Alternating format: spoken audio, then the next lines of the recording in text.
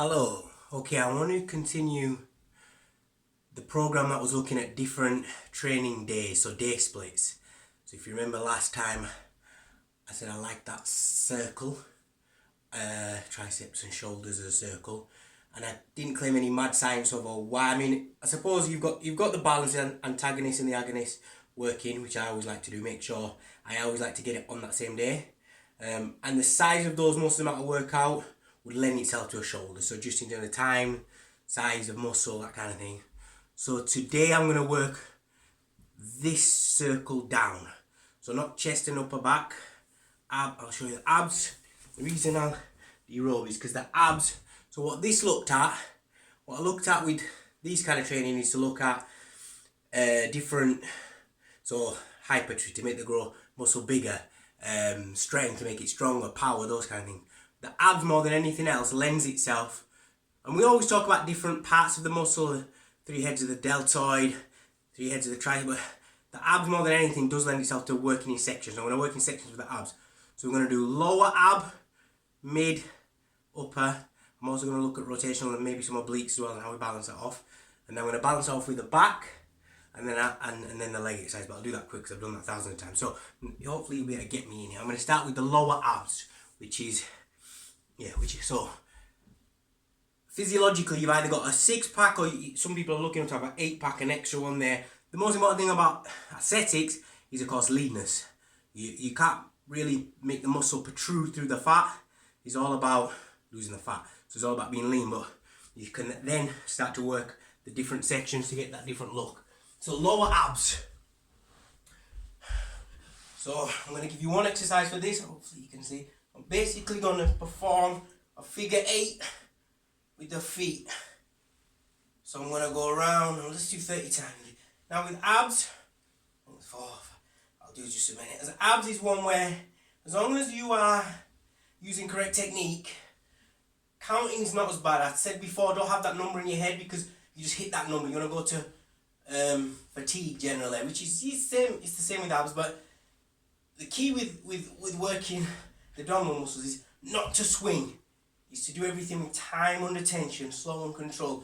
Maximise the amount of time you're doing the exercise. So this is really drawing the lower abs out. I've not really been counting, but let's say I want us to do about 30 of them, okay? I'm going to go straight into some mid-ab exercise. Actually, I'll do this one. So mid-ab, I'll do this one with a bit of a rotational. This is a hard one, so we're going to do V6, touch at the top. So, kind of the centre of the ab, but I'm also getting some rotational movement out of the exercise as well. Alright, I'm going to pause after this one so I can talk. And then I'm going to do upper abs. So, the top. This is where I used to overtrain and it messed up the look because I didn't want to get winded a lot. So, just general crunches will work. Just working the torso, keeping the leg in play.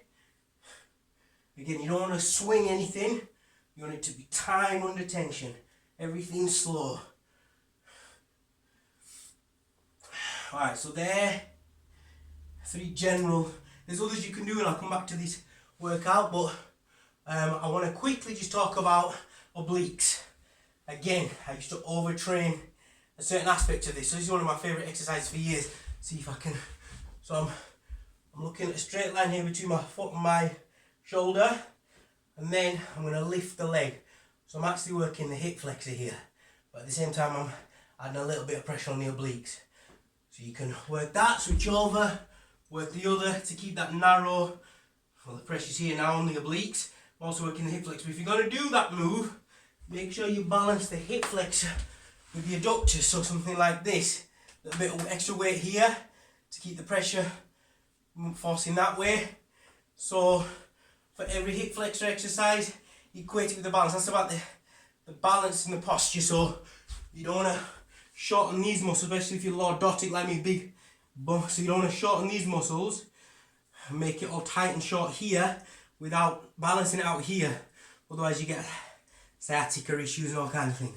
So I'm going to balance that ab workout with slightly higher back. So this, I'm not working big muscles like the big twitch fan. I'm looking at the postural muscles here So there's no big weights, but it's the type 2 postural muscle. So stretch out, I want to lift and get that S. So that's the hold is the key there. 1, 2. So I want my thumbs to go behind my shoulder blades, and that's just to make sure those muscles that get weaker when we're always sitting down, which keeps our back upright and straight, we're working them. And I'll balance that off with a little bit emphasis on a slightly lower back. This will work better over an armchair, but I think I've done that in another video, so you can get the idea. But this is emphasis slightly lower in the back, more opposite where the abs are. You can whack out a few of them. We can also scissor them. Again, don't swing it. Time under tension. When you get really good, let's work on pointing the toes, legs together, straight. Otherwise you can get lazy like that, a bit easier.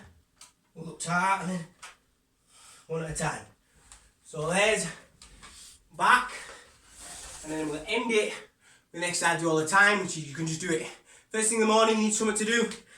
That leg explosion exercise. So we're just going to bounce and hop, maybe 10 on there, bounce and hop, 10 there, and then 10 together. Okay, so that's that completed. That cycle, last cycle I'll do next is upper body and chest and back. Okay, thank you.